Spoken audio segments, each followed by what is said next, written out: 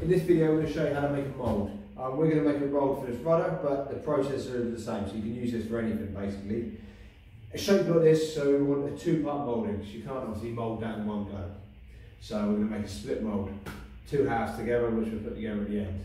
So what we're going to need is a flange to bolt it all together. So each mould, each face will have this face going onto a flange, and the other one will be the same. So the first thing we need to do is make a flange. This isn't waxed up or anything yet, this is just button polish and a clean surface ready. We'll do the waxing preparation once we've got the flange on. Because we had our template for making this, it's quite easy to make a flange around it really, because we've already got the right shape of the outside. So I've got some of this concrete board. You can use MDF or Formica, anything like that, anything that's got a bit of release, not plywood because it's got to stick to it. If you use anything like MDF, you might want to do the button polish as well, just to seal it up. But this concrete board's good stuff because it'll say if it releases. So basically put my template on and drew the shape. And it's quite hard to get the whole thing out of one piece, so because it wants to be quite a tight fit. So basically what we're going to do, that's going to be one piece, I'll have another piece up there and a piece along the top. And the way we fix it on, we make some bits of wood, we just hot glue them underneath. On the flat ends like this, we can hot glue little blocks just to sit it on. So the flange has got something to sit on top of, and again we can hot glue the flange on top. It's not going to be that strong, you won't be able to lift it up on the flange, it's only strong enough that we can laminate onto. Once we laminate this side of the mould, we break it off and we're left with the flange automatically then on this side. So you only have to do this once. So it hasn't got to be really strong, but it has got to be strong enough that you can laminate, kind of push a roller onto. So it needs to last today really. The other thing we're doing, we've got all our resins and stuff in the same room now. We want everything to be at the right temperature. So it's not worth trying to lamp things like this because we're going to force it, everything to start to curl up and you might get a bit of pre-release. So basically this is 18 degrees now, we try and keep everything at the same and then we can just keep all our catalyst nice and steady, nice and consistent through the day. So when we're waxing, everything goes off nice. We don't want to be forcing materials now because that could lead to other problems later. So I'm going to get on and make all the flange now, I'll get it flanged up and then we can go through how to wax it up and how to prepare the mould after that.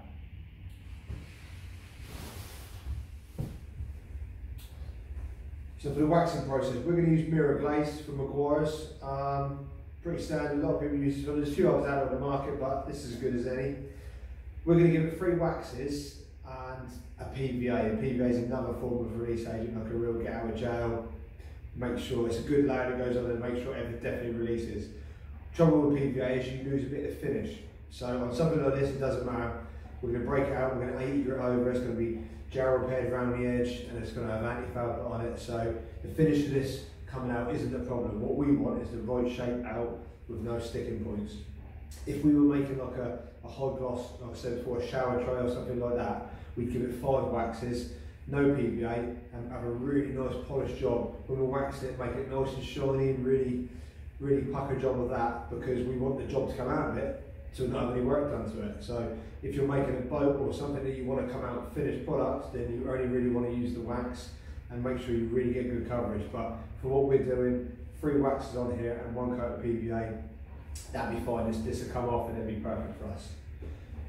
So again, when you're doing it, wear gloves, you don't want your skin on this. Now once you get to this stage, keep this contaminant free. So you're going to have a rag in there for putting it on and then you're going to have a clean rag for taking it off. When we put it on, we're going to go those little circles, work it on all over the whole thing, start at the corner, we'll start on the edge and methodically get through the whole thing. Once you've waxed the whole lot, give it 10 minutes, let that dry, and then get your clean cloth and the same, take it off again, same kind of thing. And if you do somehow get a miss between the 3 coats, you're definitely going to cover everything enough times, because of this kind of motion you're going to get done on there. But yeah, once you start, don't touch this job again now. If everything is contaminant free, gloves on, and we don't want any reason for little oily bits or sticky patches on the job at all.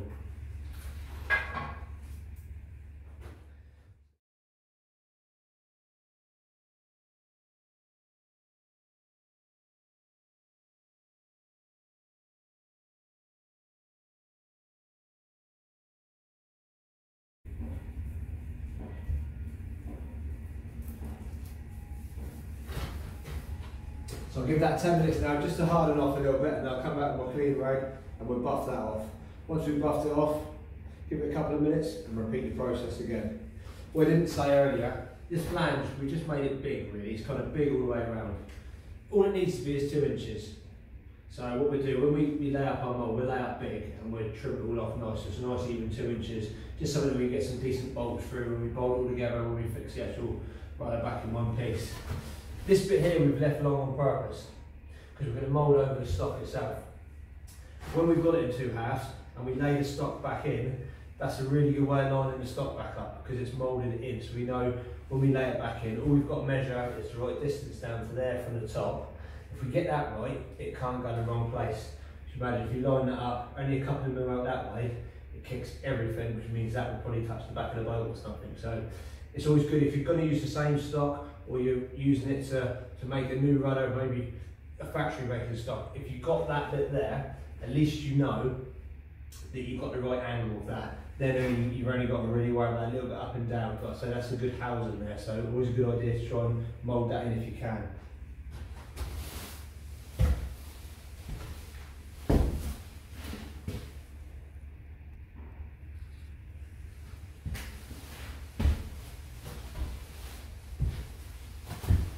Okay, so give it about 10 minutes. It's dry. You can see it gives it like a matte finish when it's dry. So what we're going to do is just get a clean rag now and buff that off. It seems like you're buffing all of it off, but honestly the finest layer is staying on there. So by the time we get 3 layers on there, there's a decent layer of wax on there.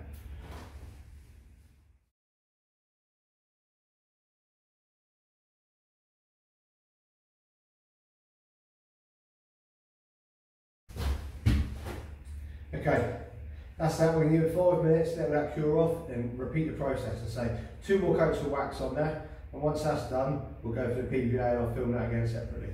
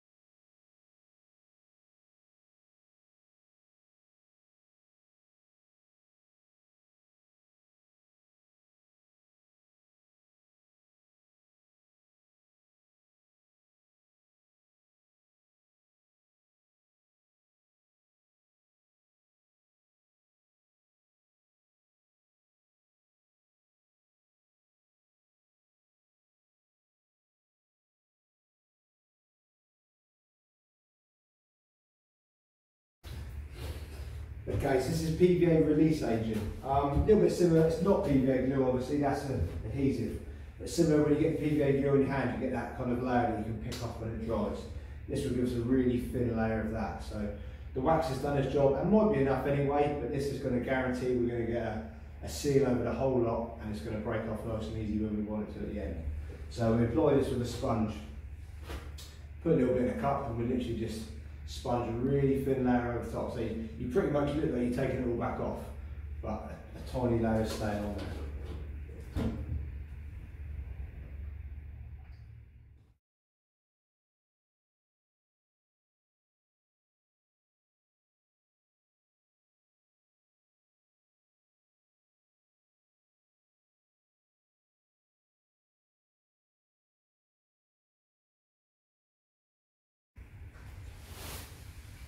So we're going to leave that now.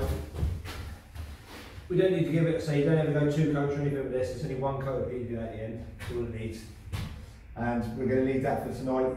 It's warm in here, we're going to let everything keep going to the temperatures, all our resins and mat, everything's staying in here overnight now, so we'll come back in the morning and start the gelling process. But to make it release, that is all we need to do. That's going to give us enough, it's enough purchase that it stays on there, but enough when we want to get it out, we can crack the seal and break it off.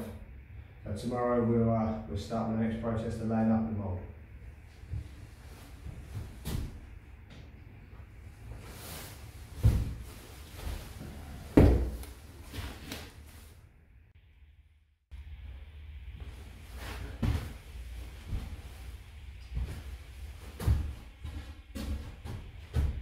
So today we're going to start laying out the mould.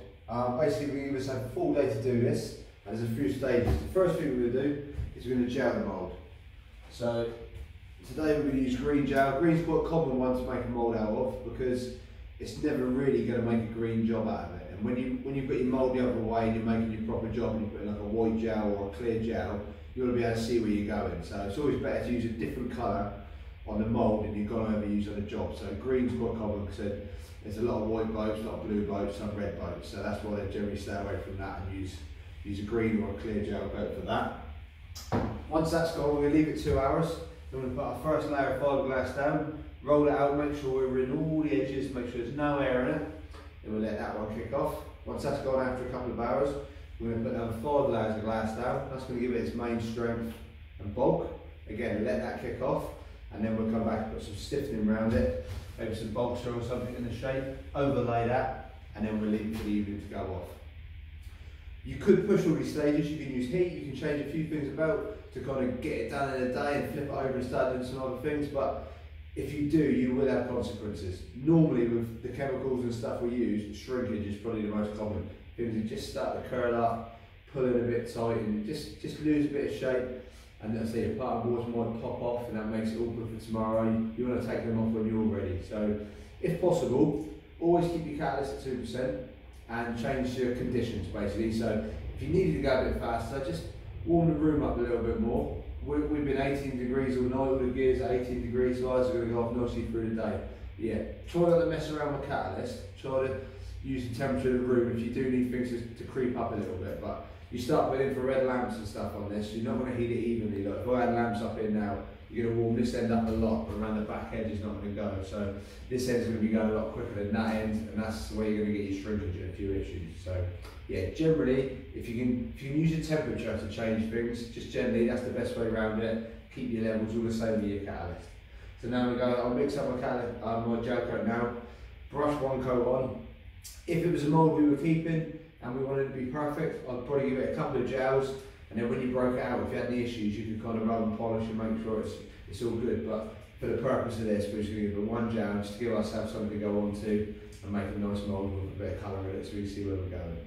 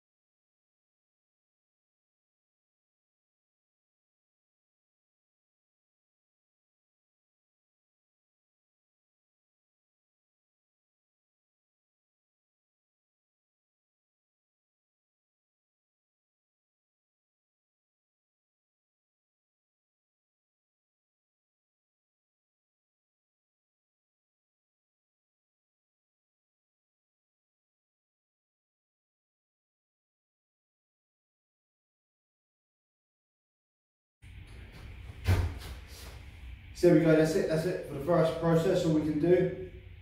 We'll leave that now for say for a couple of hours, let it go nice and hard, and we'll come back, use our template, and we'll cut some fiberglass to the right shape, and we'll start laying up. So everything's going to be a bit slow and steady, let everything cure naturally, you're not going to push anything today, and yeah, we'll get through one side of the mould in a day quite easily.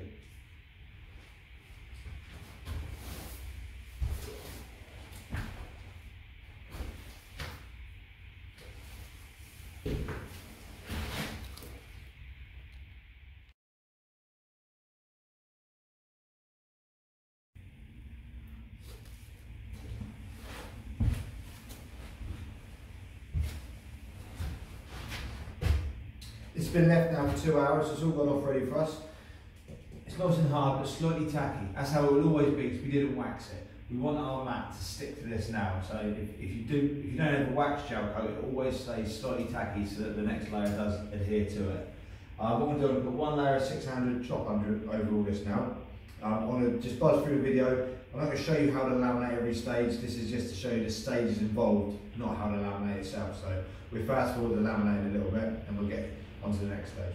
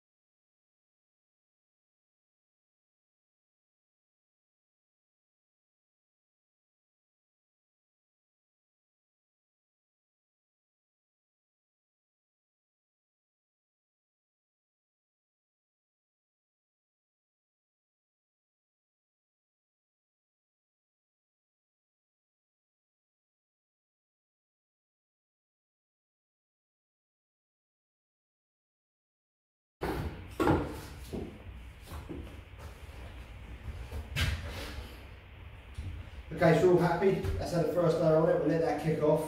So the benefit of the first layer, we can roll out and make sure there's no air anywhere. We put a little bit of bog ground at the beginning and we really roll that in. We can have a good check over it now. We're happy with that. Next time we come down, we'll chuck about 5 or 6 layers on and say you'll lose sight of everything. So we know the first layer is good and from now on it bonds on a lot better all the way through.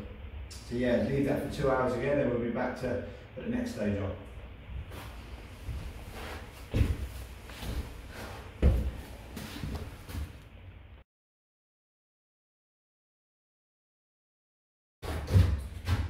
It's all gone off now, so we're ready for the next stage. What we're going to do is we're going to just do 5 more layers of exactly the same. So it ends up 6 layers with about 6 ml of glass on there. So I won't bother filming because it's going to take probably an hour or so to do this. But yeah, literally the 2 ounce mat, 4 times exactly the same as that again, all rolled out the same. And then we'll let that kick off and there'll be one more process to do after that.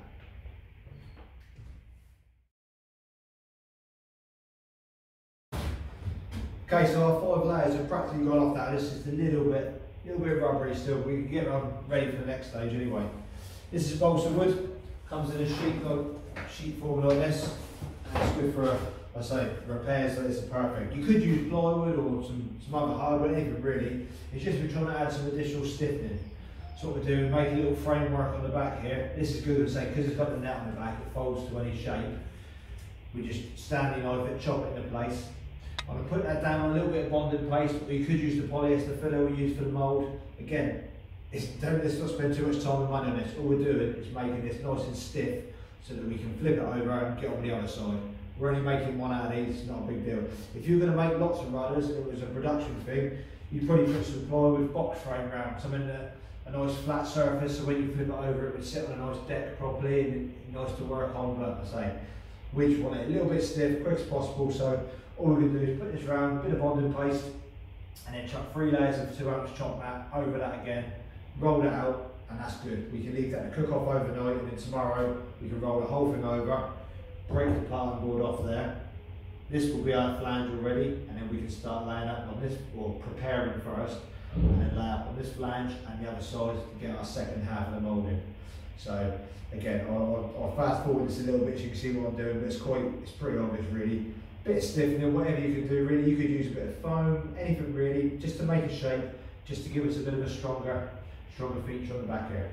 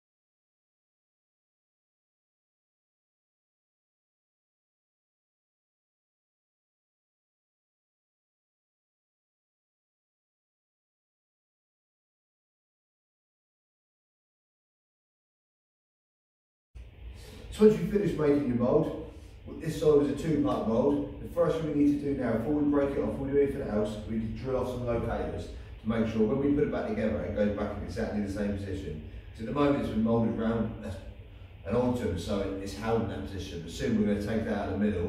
When we make our 2 halves and try and glue them together, that's not going to be there. So you want it to be in exactly this spot. Likewise, if you're doing a hole on the side of a mould, on the side of the boat, if you had a big hole in the side and you moulded an area, before you break that off, a few screws in the corners just to locate it. So when you break it off, cut your damage out, screw it back on, you go back to exactly that same spot. So this is the moulding stage done now. I'll drill it off and I'll split it apart to prove what we've done.